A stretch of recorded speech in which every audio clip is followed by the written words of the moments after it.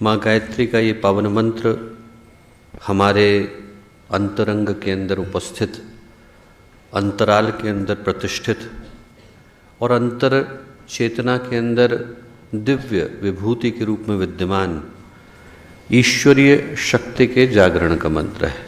उसको जगाने का, उसको उभारने का, उसको प्रस्फुटित करने का और उसको विस्फोटित करने का मंत्र है। प्रश्न उठता है कि उसकी आवश्यकता क्यों पड़ती है। आवश्यकता पड़ती इसलिए है क्योंकि न चाहते हुए भी व्यक्ति कर्मों के बंधन में जाकर के गिर जाता है। पातंजलि कहते हैं परिणाम ताप संसार दुखे गुण वृत्ति विरोधांच दुखम सर्वम इवम विवेकिना।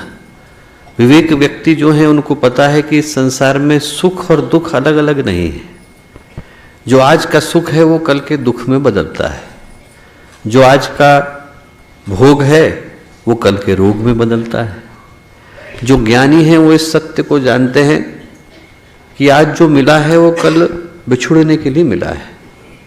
सही समय पर विवेक और बोध आ जाए, इसलिए व्यक्ति माँ गायत्री की अभ्यर्थना को, पूजा को, उनकी उपासना को संपन्न कर पाता है। हम लोग ध्यान से देखें तो ये संसार आखिर है क्या? अतृप्त कामनाओं का और निरर्थक सपनों का संसार है। भाग हर कोई रहा है। कोई सपनों के टूट जाने से दुखी है तो कोई नए सपनों को बुनने में सुखी है। भाग दोनों रहे, सपनों के पीछे कुछ पाने की आकांक्षा में। मिला किसी को नहीं और पता भी किसी को नहीं है कि वो चाहते क्या है। सुबह जो व्यक्ति भगवान को चाहता है दोपहर तक घर मांगने लगता है। घर पुराना नहीं हुआ कि व्यक्ति को कोई और आकांक्षा जन्म ले लेती है। यहां जितनी आकांक्षाएं हैं उतनी चाहते हैं, जितनी चाहते हैं उतनी दौड़े हैं, और जितनी दौड़े हैं उतने कर्म हैं, और जितने कर्म हैं उतने बंधन हैं। उस बंधन से मुक्ति का जो मार्ग है वो माँ गायत्री का ये पथ दिखाता है। सही समय पर होश, बोध, चेतना, ज्ञान, प्रकाश, पुण्य जागृत हो जाएं तो व्यक्ति इन बंधनों से मुक्ति के मार्ग को खोज पाता है, ढूंढ पाता है, प्राप्त कर पाता है। एक बड़ी प्यारी कथा आती है एक व्यक्ति की। व्यापारी था, रेगिस्तान में ऊंटों के काफिले के साथ निकला। एक जगह पर मुसाफिर खाना आया, धर्मशाला थी, वहां पर रुक गया। रुका तो अपने ऊंटों को बांधने लगा। बांधते बांधते उसने देखा कि एक रस्सी कम पड़ गई है। सारे ऊंटों के लिए रस्सी है पर एक ऊंट के लिए रस्सी नहीं है। अब बीच रेगिस्तान में कहां से लेकर के आए? तो परेशान होकर के इधर उधर देख रहा था। इतनी देर में एक संत वहां से गुजरे। संत ने पूछा समस्या क्या है? समस्या समझ में आई तो संत बोले इसका समाधान तुम्हें 2 मिनट में कर देता हूं। कैसे? उनने ऊंट की गर्दन पकड़ी, नीचे झुकाई, अभिनय किया कि गले में रस्सी डाल रहे हैं, और उसके बाद फिर वो जो रस्सी थी, जो थी नहीं, अदृश्य थी, उससे उनने एक पेड़ में बांध दिया। ऊंट को लगा कि बंध गया, आराम से खड़ा हो गया। व्यापारी को बड़ा आश्चर्य हुआ। व्यापारी ने कहा ये क्या घटना घटी? बोले अरे रस्सी तुम्हारे पास नहीं है, तुमको पता है, ऊंट को थोड़ी पता है। ऊंट बंध गया। अब व्यापारी जो था वो निश्चिंतता के साथ जाकर के सो गया। सुबह का समय आया, उसने आकर के बाकी ऊंटों की रस्सी खोलनी शुरू करी। सारे के सारे खुल गए। जो ऊंट अदृश्य रस्सी से बंधा था वो वहीं का वहीं खड़ा रहा। हिला लिया, धक्का दे दिया, धमका दिया, हिला ही नहीं। जहां खड़ा था वहीं का वहीं रहा, टस का मस नहीं हुआ। व्यापारी फिर से घबराया, क्या किया जाए? संत को बुला के लाया। संत मुस्कुराए, बोले अरे तुम्हारी समस्या का भी समाधान कर देते हैं। उनने फिर से ऊंट की गर्दन नीचे करी, रस्सी को खोलने का अभिनय किया, उधर पेड़ के पास से निकाला, ऊंट चल दिया। व्यापारी को लगा ये क्या घटा? संत बोले बेटा इसी तरीके से माया के आवरण है नहीं, और हमने अपने को बांध लिया है। किसी ने अभिनय किया, हम बंध गए। किसी ने खंबे से बांधा, हम खड़े हुए हैं। उन्हीं चीजों को करते चले जा रहे हैं जिनको वर्षों से करते आ रहे थे। किसी को आकर खोलने का अभिनय करना पड़ता है। जब सदगुरु आते हैं, पूज्य गुरुदेव आते हैं, वंदनीय माता जी आती हैं, और गायत्री मंत्र के माध्यम से उस बंधन को खोल करके जाते हैं जो हमने स्वयं बांधा है, तब व्यक्ति मुक्त हो पाता है।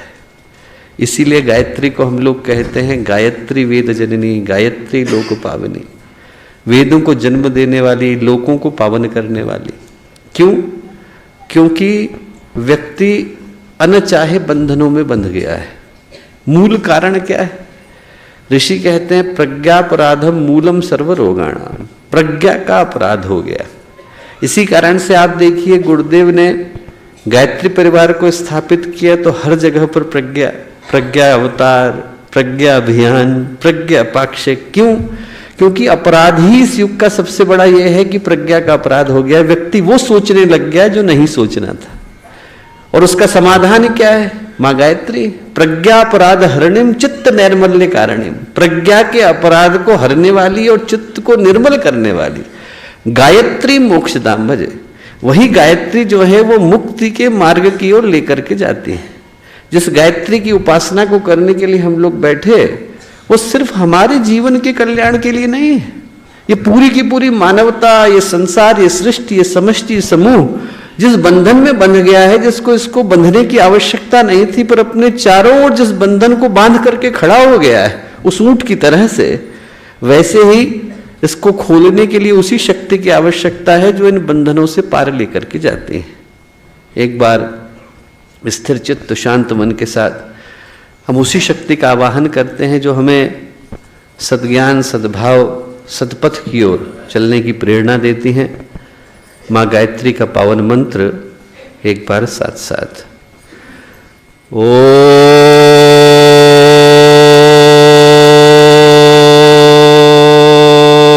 भूर्भुवः स्वः तत्सवितुर्वरेण्यं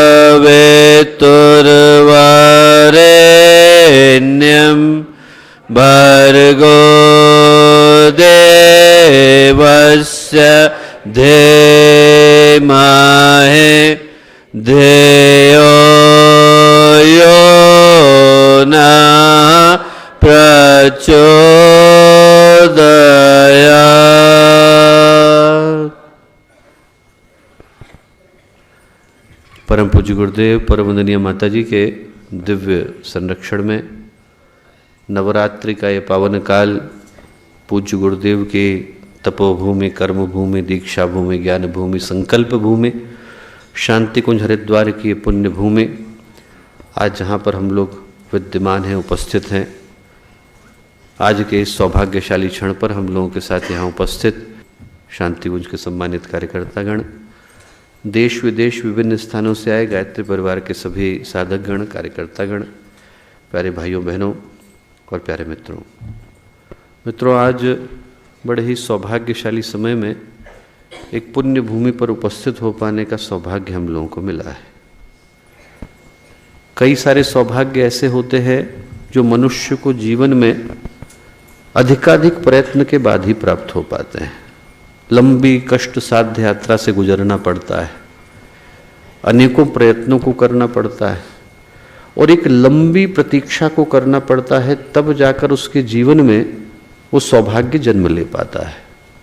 और वेद माता गायत्री से जुड़ने का जो सौभाग्य है, वो वेद माता जिनने वेदों को और ऋचाओं के समस्त ज्ञान को निःसृत किया, देव माता देव शक्तियों को जन्म दिया, विश्व माता उनने पूरे विश्व को, ब्रह्मांड को अपने गर्भ से जन्म दिया, जिनके गर्भ के अंदर इस संसार का सारा भौतिक ज्ञान, लौकिक ज्ञान, अलौकिक ज्ञान, आध्यात्मिक ज्ञान, प्रत्यक्ष ज्ञान, परोक्ष ज्ञान, सारा का सारा ज्ञान और विज्ञान जिनके गर्भ के अंदर सुरक्षित है, वो माँ गायत्री जिनके लिए ऐत्रेय ब्राह्मण कहता है गयान प्राणान त्रयते स गायत्री, गय की रक्षा करने वाली, प्राणों की रक्षा करने वाली, चैतन्यता की, सजीवता की रक्षा करने वाली।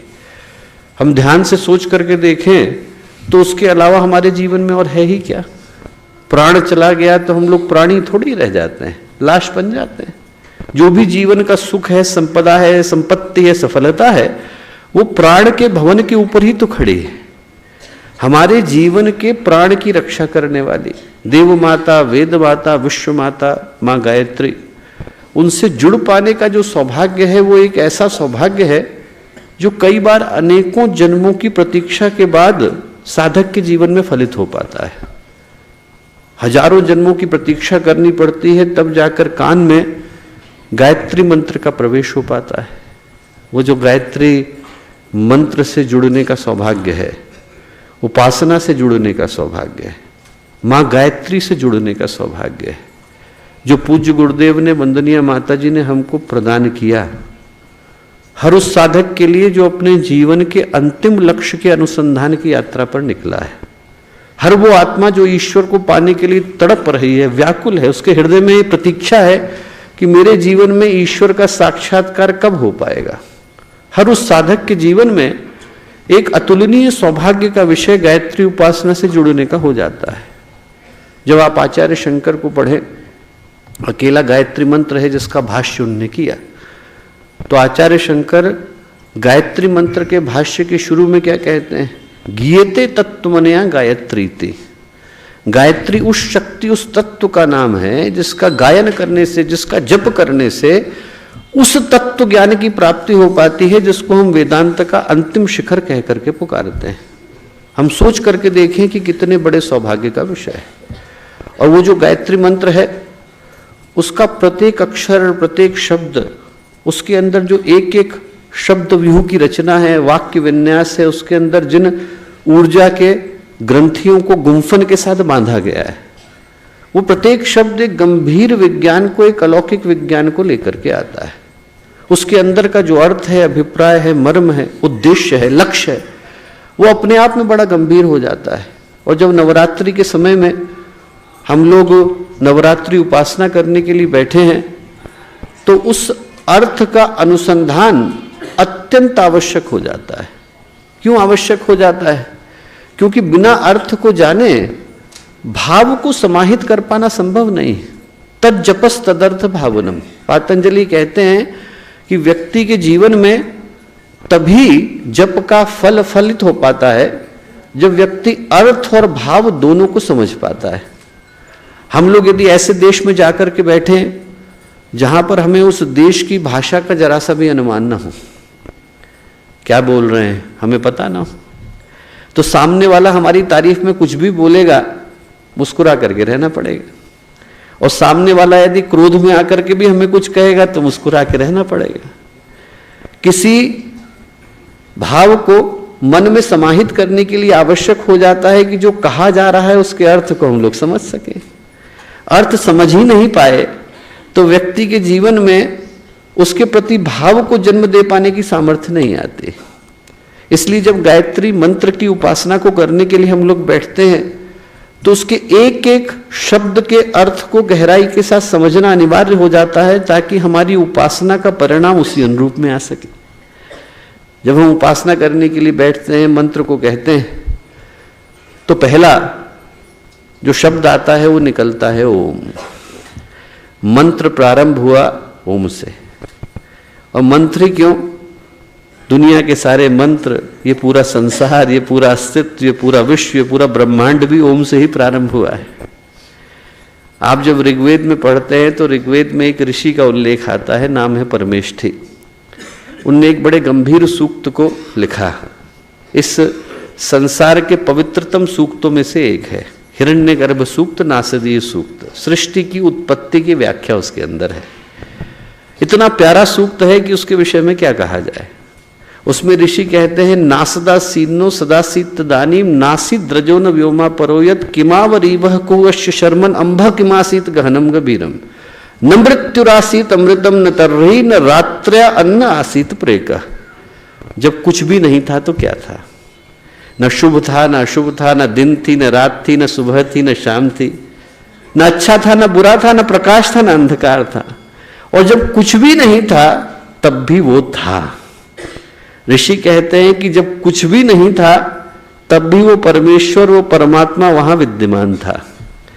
और एक दिन उस परमात्मा ने आवाज लगाई, और जब उस परमात्मा ने आवाज लगाई और इस अंधकार के भीतर से, नीरवता के भीतर से, निस्पंदता के भीतर से एकदम शांति, सन्नाटा, जब कुछ भी नहीं था, न कुछ हिल रहा था, न कुछ बोल रहा था, न कोई सांस ले रहा था, न किसी की सांस रुकी हुई थी, न जन्म था, न मृत्यु थी, ऐसे समय में ऋषि कहते हैं कि परमात्मा ने आवाज लगाई, और वो जो आवाज लगाई वो दो रूपों में इस धरती पर उतर करके आई। एक को कहा गया आहत, एक को कहा गया अनाहत। आहत का मतलब है किसी को हर्ट करना। इस संसार की जितनी आवाजें हैं उसमें दो त्वचाओं का, दो सरफेसेस का, दो धुरियों का आपस में रगड़ना अनिवार्य हो जाता है। जब तक ये इसको हर्ट नहीं करेगी आवाज नहीं आएगी।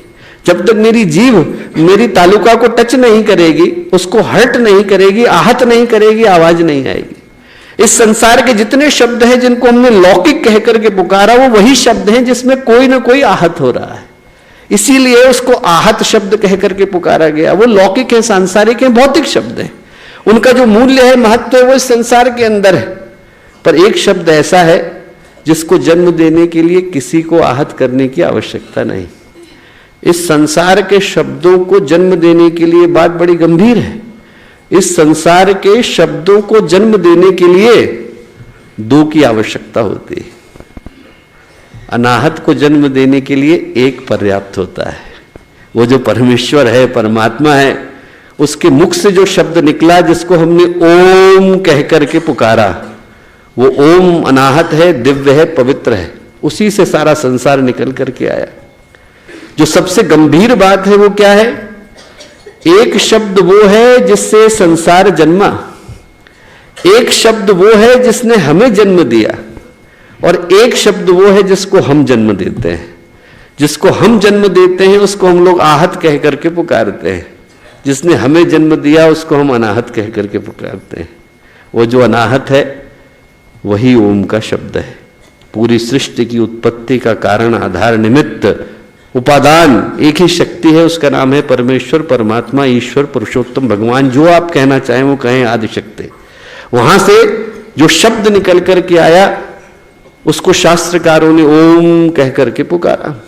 पातंजलि जब समाधि की व्याख्या करते हैं योग सूत्र में तो कहते हैं अभ्यास और वैराग्य से समाधि की प्राप्ति होती है। समाधि योग, क्रिया योग वालों के लिए तप, स्वाध्याय, ईश्वर प्रणिधान है। अष्टांग योग वालों के लिए यम, नियम, आसन, प्राणायाम, प्रत्याहार, धारणा, ध्यान, समाधि है। लोग पूछते हैं और कोई तरीके से भी होती है क्या? पातंजलि कहते हैं हाँ, ईश्वर प्रणिधान दवा, ईश्वर के प्रति प्रणिधान से भी होती है। प्रणिधान का मतलब भक्ति विशेष, सामान्य भक्ति नहीं, उत्कट भक्ति, वो प्रणिधान है। प्रश्न उभरता है कि ईश्वर कौन है? तो ईश्वर की जो परिभाषा है वो पातंजलि ने इतनी प्यारी दी है। 3 सूत्रों में 3 तरह से परिभाषा दी है। क्या कहा है? क्लेश कर्म विपाक आशय अपरामृष्ट पुरुष विशेष है ईश्वर। क्लेश हुए तो कर्म आएगा, कर्म आएगा तो आशय बनेगा, कर्माशय। उससे क्या होता है? सति मूले तद विपाको जाति आयु भोगा। जब तक कर्म है तब तक आपको 3 चीजें मिलती हैं। जाति मिलेगी, कहां जन्म मिलेगा? मनुष्य में मिलेगा, पशु में मिलेगा। मनुष्य में मिलेगा तो कहां मिलेगा? आयु, कितना जिएंगे। भोगा, किस तरीके का जीवन होगा। तो वो कहते हैं कि क्लेश है तो कर्म है, कर्म है तो विपाक है, आशय है तो विपाक है। इन सबको जिसने कभी छुआ ही नहीं, महापुरुष कभी न कभी बद्ध थे और उसके बाद मुक्त हुए, पर एक शक्ति ऐसी है जो कभी बंधी ही नहीं थी, क्योंकि उसने इस संसार को बनाया। इसलिए उसको पातंजलि ने कहकर के पुकारा पुरुष विशेष, वो जो प्रकृति से परे है। तत्र निरतिशयम सर्वज्ञ बीजम, ज्ञान से परे है। पूर्वे शाम भी गुरु काले नानवच्छेदात, समय से परे है। उसको आप समय में बांध नहीं सकते, उसको आप प्रकृति की सीमाओं में बद्ध नहीं कर सकते। कर्म से परे, प्रकृति से परे, काल से परे, स्पेस से परे, उस शक्ति का नाम है ईश्वर। उस तक कैसे पहुंचे? भाष्यकार पूछते हैं उस तक कैसे पहुंचे? पातंजलि कहते हैं तस्य वाचकः प्रणवः। वो जो ईश्वरीय शक्ति है वो ओम के रूप में विद्यमान है। उसके एम्बेसडर से मिलकर के आई है। उसके एम्बेसडर का नाम है ओम। भगवान सर्वत्र व्याप्त है, पर उसका एक राजदूत भगवान ने नियुक्त कर दिया है, उसका नाम है ओम। जब हम लोग साधना की अंतिम कक्षा में होते हैं तो अंतिम कक्षा में ईश्वर के साथ जब हमारी एक रूपता का भान होता है कि कण कण के अंदर वही है, इस खंबे के अंदर वही है, हवा के अंदर वही है, आपके अंदर वही है, हमारे अंदर वही है, भूमि के अंदर वही है, आकाश के अंदर वही है। जैसे ही वो परमात्मा के साथ एक रूपता का भान होता है कि कण कण के अंदर, अंश अंश के अंदर वही चेतना विद्यमान है, तो परमात्मा की आवाज व्यक्ति को अपनी आत्मा के अंदर सुनाई पड़ती है। वो जो परमात्मा की आत्मा के अंदर गूंज है उसका नाम ओम है। इस संसार के अंदर भगवान की जो गूंज है उसका नाम ओम है। वो घंटे के ऊपर जब डंका बजा देते हैं तो थोड़ी देर के लिए घंटा कांपता रहता है। वो जो थोड़ी देर के लिए थाप निकली है, वो धागे नाती नाका धिन करने के बाद जो धिन हुआ है, वो जो गूंज है उसी का नाम ओम है। इस परमात्मा जो है कण कण के अंदर व्याप गया है। और जब इतनी बड़ी शक्ति संसार के अंदर आई है, सर्वत्र जो व्याप्त है वो हमारे अंदर समाई है, तो समाने के कारण जो प्रतिध्वनि हुई है उसका नाम ओम है। वो कण कण के अंदर छा गया है, कण कण के अंदर बैठ गया है, उसी का नाम ओम है। इसीलिए शास्त्र क्या कहते हैं?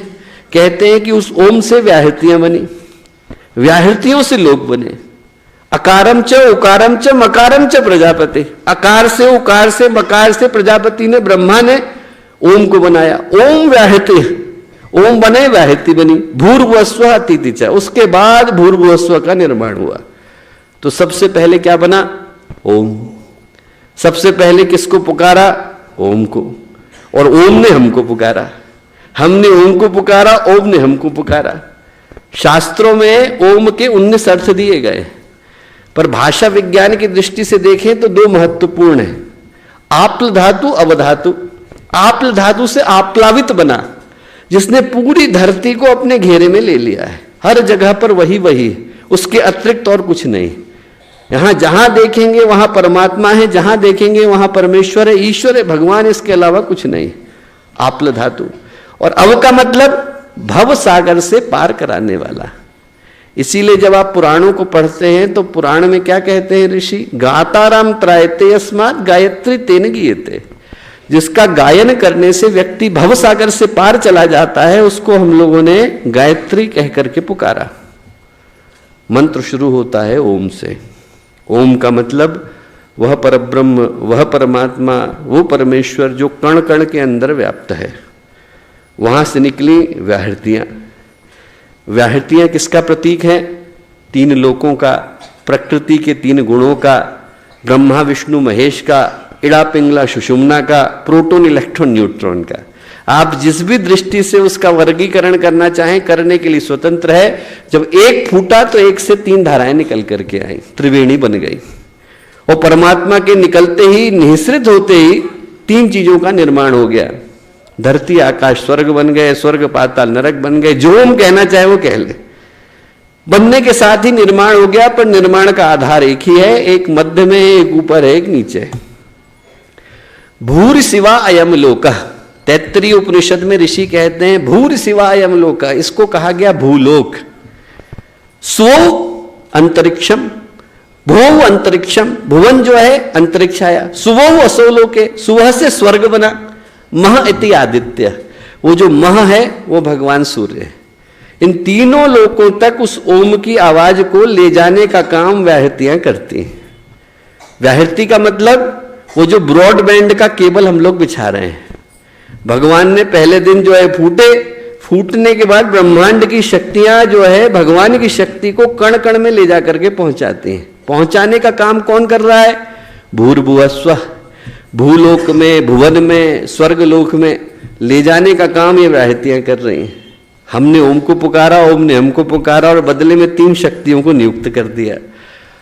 इस मंत्र की ताकत को भगवान कहते हैं, ब्रह्मर्षि विश्वामित्र कहते हैं, आप तीनों लोकों में पहुंचा के आओ।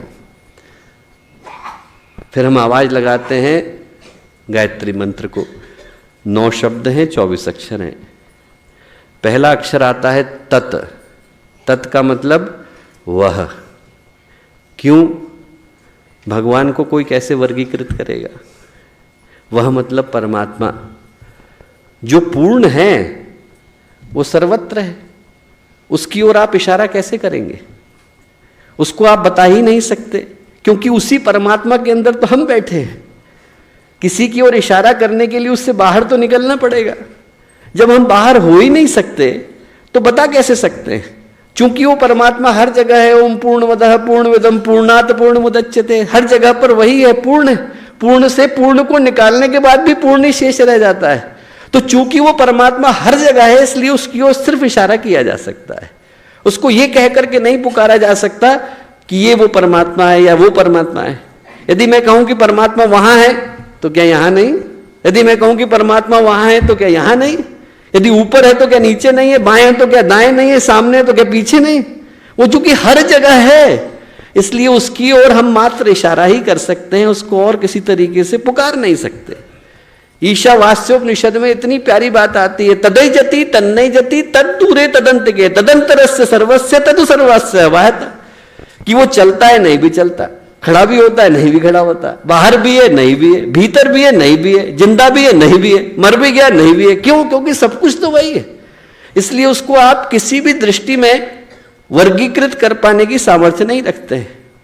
वो परमात्मा जो कण कण के अंदर व्याप्त है, उसको हमने सबसे पहले इशारा करके बताया, वह तत्। तत् के बाद आता है सवितुर। सवितुर का मतलब सविता सर्वस्य प्रसविता, सबको जन्म देने वाली शक्ति। हम लोग जब हॉस्पिटल में जाते हैं और वार्ड के अंदर जाते हैं, तो जहाँ पर जन्म देने वाले वार्ड होते हैं वहाँ पर लिखा रहता है प्रसव, प्रसूति कक्ष। वो जो प्रसव शब्द आया, जहाँ से प्रसव की पीड़ा आई, वो प्रसव शब्द उसी जगह से आया जहाँ से सविता शब्द आया। सबको जन्म देने वाली शक्ति। ऐसा नहीं कि सिर्फ मुझको दिया और आपको नहीं दिया, ऐसा भी नहीं कि आपको दिया और मुझे नहीं दिया। वो शक्ति जिसने सबको जन्म दिया। सबसे पहले परमात्मा को पुकारा, कहा कि वह तनोतीति तत्, वह परमात्मा जो सर्वत्र व्याप्त है, कर्मों का साक्षी है, जगत का चक्षु है, सारे कर्म उसी के सामने घट रहे हैं, दुनिया का सबसे बड़ा सीसीटीवी वही है। वो परमात्मा जो हर जगह पर, हर कण के अंदर, हर कोशिका के अंदर विद्यमान है, वो परमात्मा। और स्पेसिफाई करने के लिए ऋषि कहते हैं जिनने सबको जन्म दिया, जिनने इस पूरी सृष्टि को जन्म देने का कार्य किया, वो सविता देवता। सविता का एक अर्थ निकलता है जन्म देने से। इसीलिए हम लोग उपनिषदों में कहते हैं शृण्वन्तु विश्वे अमृतस्य पुत्रा आये धामानि दिव्यानि तस्तु। अरे सुनो तो सही, अमृत के पुत्र। हम लोग सोच करके देखें कि हम पुत्र किसके हैं, हमें जन्म देने वाली शक्ति कौन है।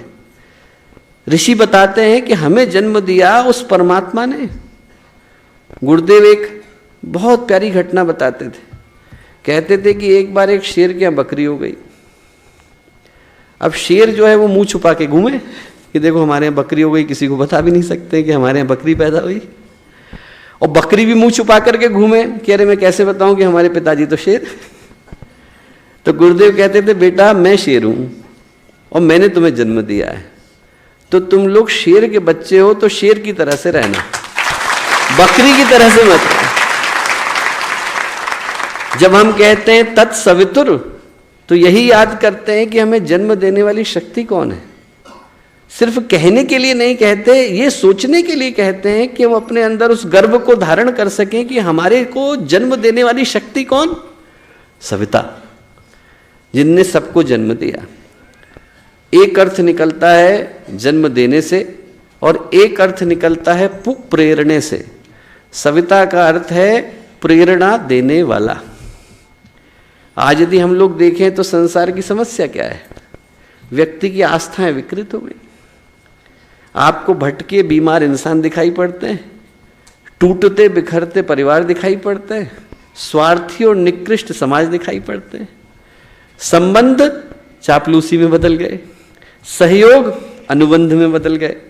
व्यक्ति दूसरे की मदद इसीलिए करता है कि वो मेरे को बदले में क्या करेगा, और जो कुरीतियां हैं वो फैशन की तरह से बदल जाती हैं। कभी लोग चाय के लिए तड़पा करते थे, अब चरस के लिए तड़पते हैं। कभी लोग हुक्के के लिए तड़पते थे, अब बीड़ी सिगरेट के लिए तड़पते हैं। सिर्फ स्वरूप बदल गए, भाव यथावत है। कारण क्या है?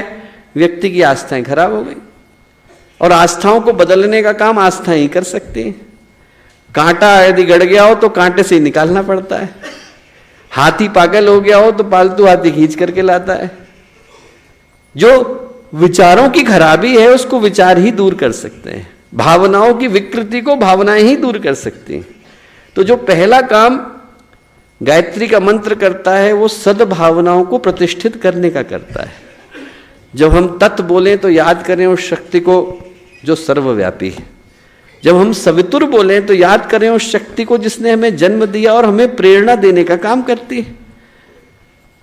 सवितुर के बाद क्या आता है? वरेण्यम। वरेण्य का मतलब वर्ण करने योग्य।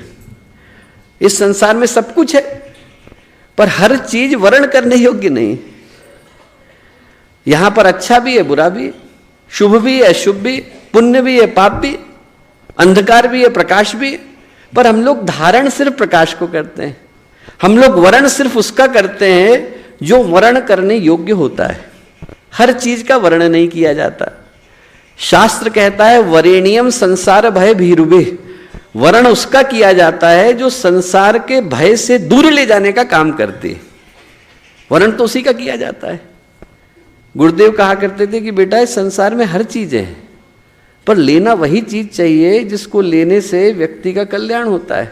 असुरों के लिए भी स्थान है, देवताओं के लिए भी स्थान है, पर हम पूजा देवताओं की करते हैं। यहां पर ऋषियों के लिए भी स्थान है, यहां पर पातकियों के लिए भी स्थान है, पर हम अनुकरण ऋषियों का करते हैं। यहां पर वेद भी हैं और अश्लील साहित्य भी है, पर आप ज्ञान वेदों से प्राप्त करते हैं। यहां पर सब है, पर सब में से लेना क्या है? वो जो नीर और क्षीर है, लेने योग्य क्या है, छोड़ने योग्य क्या है, टू डू क्या है, टू डोंट क्या है, वो सामर्थ्य गायत्री का मंत्र हमें प्रदान करता है। अभी भारत के बहुत बड़े प्रतिष्ठित व्यक्ति, उनके जीवन की घटना है। 26-27 साल के थे, गुरुदेव से मिलने के लिए आए। यहाँ शांति कुंज में आकर के रुके तो 7-8 दिन 9 दिन का सत्र था। 2-3 दिन के बाद वो गुरुदेव के पास शिकायत लेके पहुंच गए। बोले गुरुदेव वो व्यक्ति शांति कुंज में रहने योग्य नहीं है, देखिए कैसे बात कर रहा है, आप उसे यहाँ से हटा दीजिए। गुरुदेव कुछ नहीं बोले। फिर दूसरी बार गए, किसी और की शिकायत लेके गए, गुरुदेव कुछ नहीं बोले। तीसरी बार गए तो गुरुदेव ने रोक लिया। गुरुदेव ने कहा कि बेटा 3 बातें मैं तुझसे कहता हूँ। क्या? बोले देख हमारा गायत्री परिवार भगवान शिव की बारात है, इसमें देवता भी चलते हैं, भूत प्रेत भी चलते हैं। बोले सब विवेकानंद बन गए होते तो यहाँ क्यों आते? बोले तू उनसे उनके परिष्कार के अधिकार को क्यों छीन रहा है? सुधरने दे उन्हें। दूसरा जो बात इस शब्द से महत्वपूर्ण दृष्टि से जुड़ी हुई है, गुरुदेव ने कहा एक बाग में भौरा भी होता है, गुबरैला भी होता है। एक गोबर पर बैठता है, एक पराग पर बैठता है। तू तय कर कि तुझे बैठना कहाँ है, लोगों के गुण देखने कि दोष देखने। जो गायत्री मंत्र का ये शब्द है वरेण्यम, वो याद दिलाता है कि संसार में सब कुछ है, हमारे ऊपर है कि हम देखते क्या हैं और लेते क्या है। गुण भी है, दोष भी। तत् का मतलब वो परमात्मा जो सर्वव्यापी है।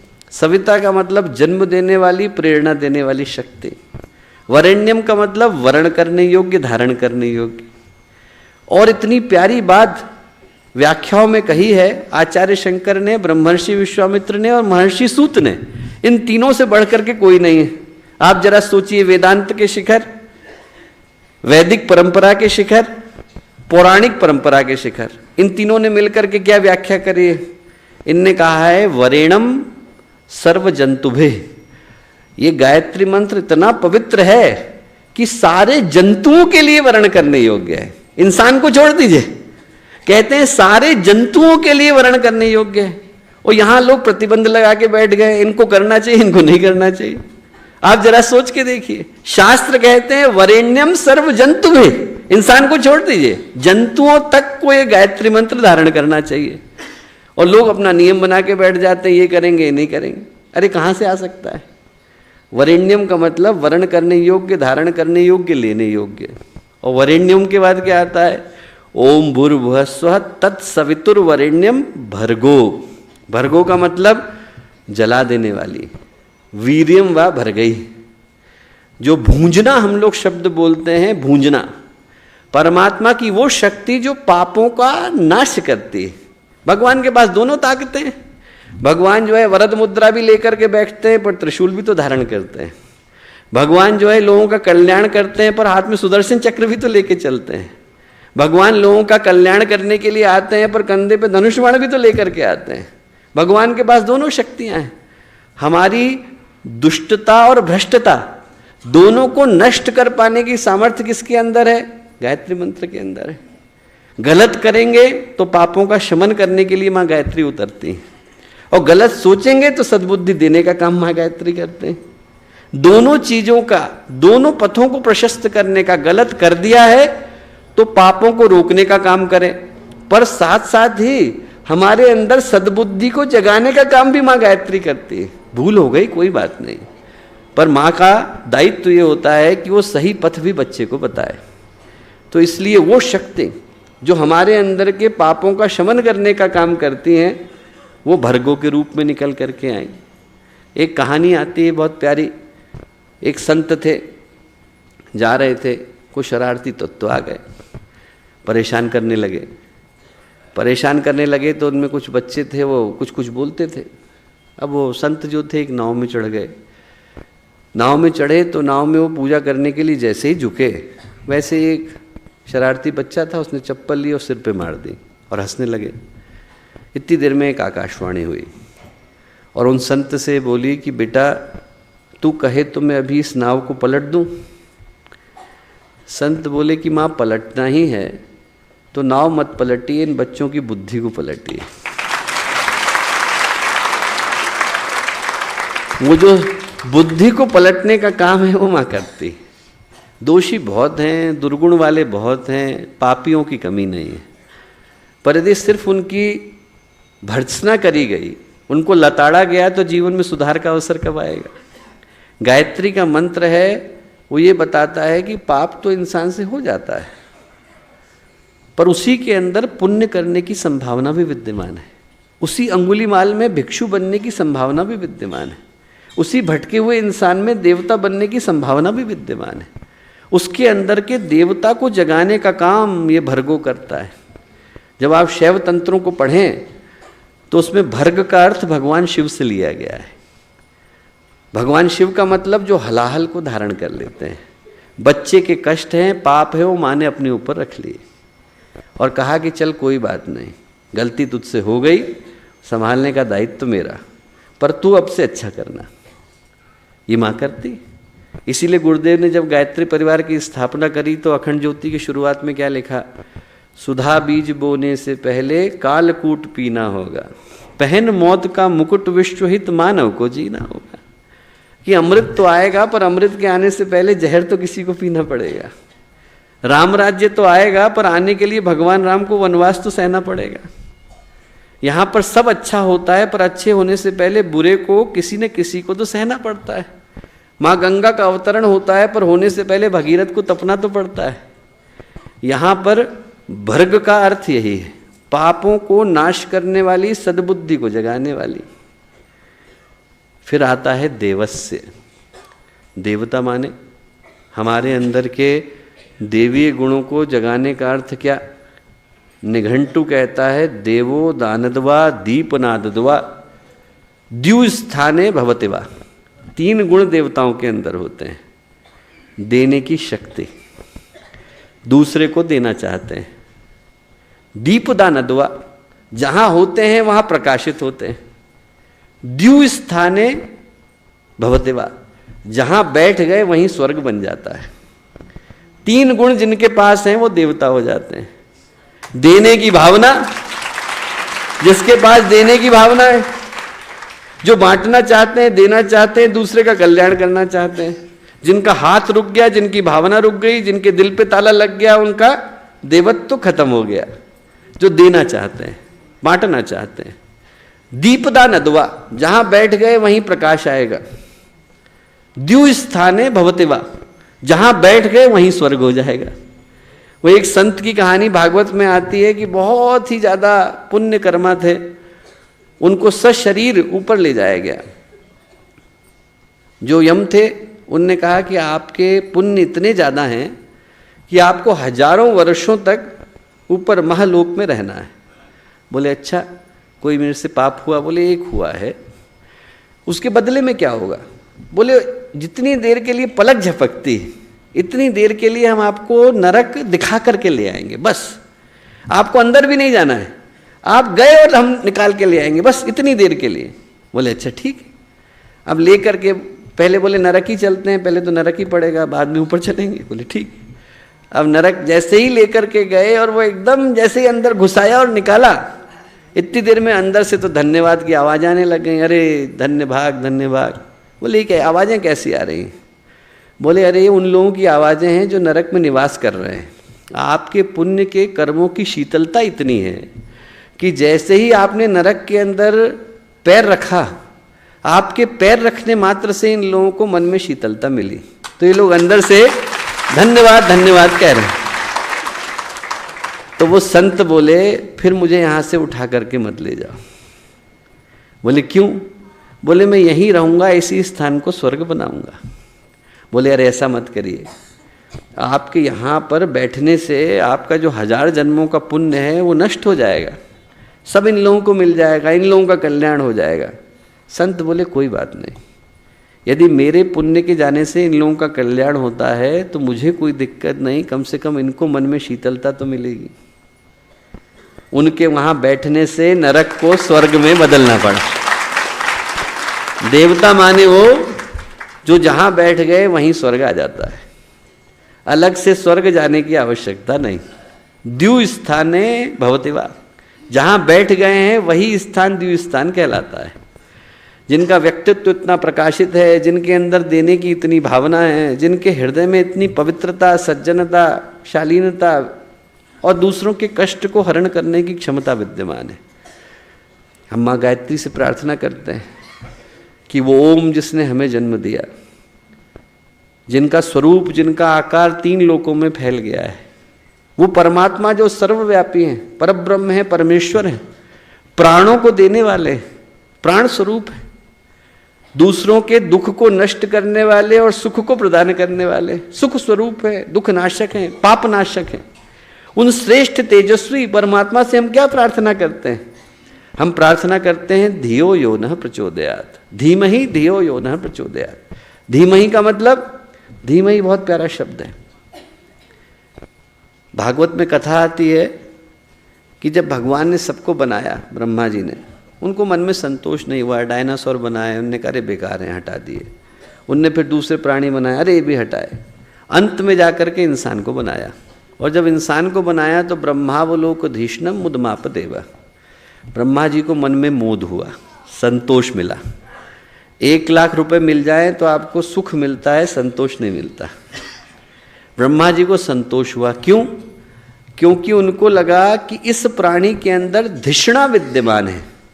धिषणा का मतलब जहाँ से धीमहि, बुद्धि जहाँ से आया शब्द, धीमहि जहाँ से शब्द आया, धिषणा का मतलब अपने अंदर छुपे भगवान को देख पाने की सामर्थ्य। धीमहि का मतलब है हमें ये पता चल जाए कि वो भगवान और कोई नहीं है, हमारे ही भीतर विद्यमान है। उसको देख पाने की सामर्थ्य जैसे ही व्यक्ति के पास आती है वैसे ही उसके अंदर धीमहि आ जाती है।